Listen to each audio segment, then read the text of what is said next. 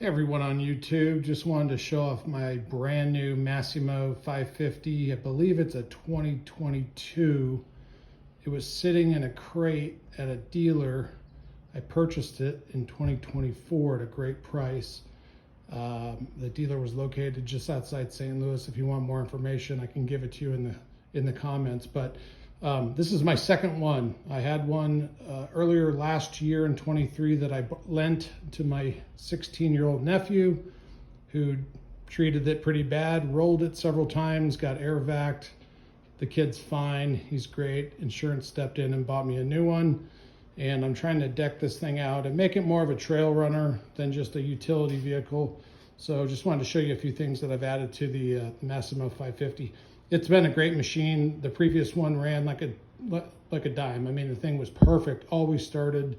The winch obviously comes with it, the brush guard, the bowl guard up front. I added just a small 7-inch LED light from Amazon. I think it was 16 bucks, super inexpensive. I was able to salvage the one from the rollover, and man, that thing still works as well. So I added that back to the top of the roof. But what I really wanted to do, and where I use this machine most, is I've got kind of a farm lake property in Pennsylvania, but I live really in Arizona. And from Arizona, we drive down into Mexico and stay on the beaches there. And I wanted to use it more in the sand dunes and whatnot. So I'm taking it down in a few weeks. Not that I altered the suspension or anything, but I wanted it to be more of a family fun vehicle. So I added some speakers. If you have a newer or more modern Massimo, they come with the touchscreen, which is really quite nice. In the touchscreen, it indicates that it has a speaker addition option and a Bluetooth connectivity. So I got to assume it either does or does not have an amp inside there. I'm assuming it didn't. So what I did is I actually fabricated this I think it's 1.5 inch PVC pipe. I could not find a good spot to place these that were somewhat secure and undercover. I know they're right by your head here, but you know, we'll keep the volume at a decent pace and just use them for fun. But really, Home Depot sells this black 1.5 inch PVC pipe. I cut it to exactly 41 inches. Double check my measurement on that, but it's basically from end to end. And the vehicle already comes with some brackets. You can't see them here in this picture very well, but that carriage bolt will attach to an already pre-existing fastener to the frame.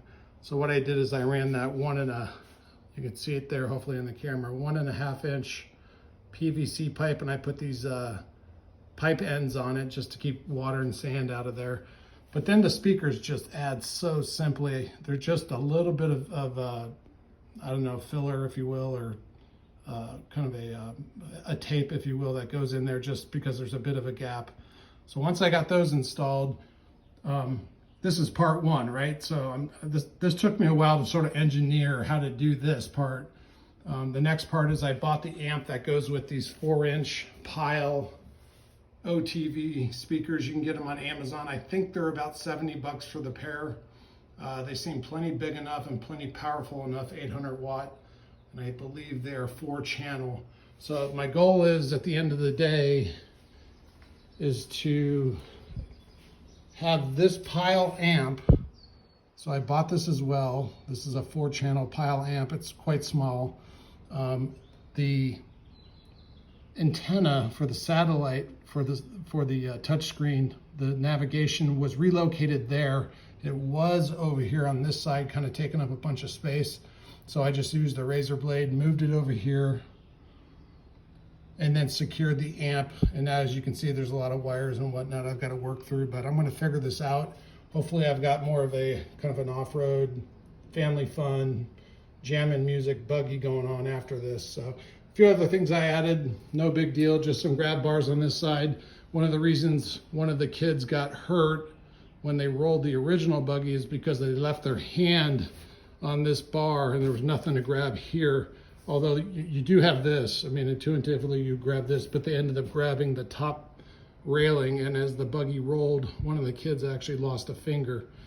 It was, you know, pretty severe stuff. But any rate, hopefully with some training and some guidance, these kids won't be kids anymore, and they'll just grow up and treat it like a machine that should be.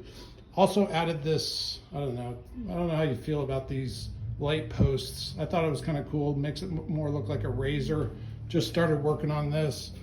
Again, an Amazon product, fairly inexpensive. What I thought was a good place to start is I bought a 10-inch carriage bolt, and I ran it up through this already pre-existing hole that looks kind of like this, but it's here. And then got some, just a few pieces of hardware, and was able to get this to secure really tightly to using Loctite on everything. So I'm gonna wire this into the battery. I've got a switch up front. This is for this sort of Sasquatch switch, they call it, or is for the LED lights that I just installed. And look, guys, I'm not an electrician. I'm kind of handy, but not super handy. But I was able to do this with just a little bit of time and thoughtfulness. And then this bottom one here, this is going to be the light post, which is not set up yet. So I thought it'd be fun to be able to flip that on and off and have a good time with the kids.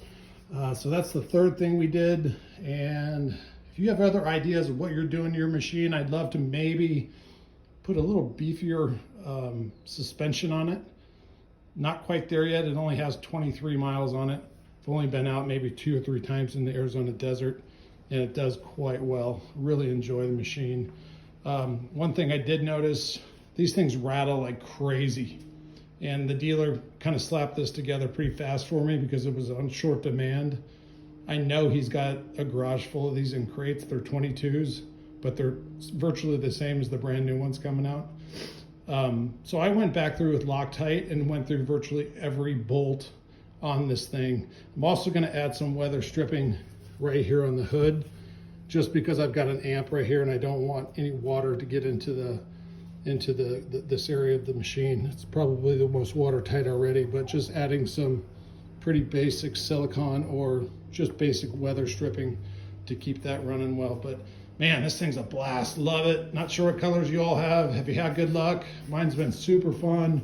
I think the speakers are going to add a new dimension.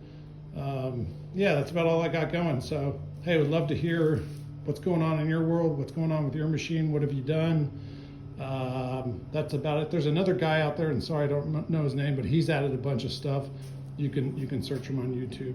But this is part 1. Hopefully on part 2 and part 3, I've got all the lighting and the stereo and all that working, and I'll update it once I do. Have a great weekend, guys. See ya. Take care.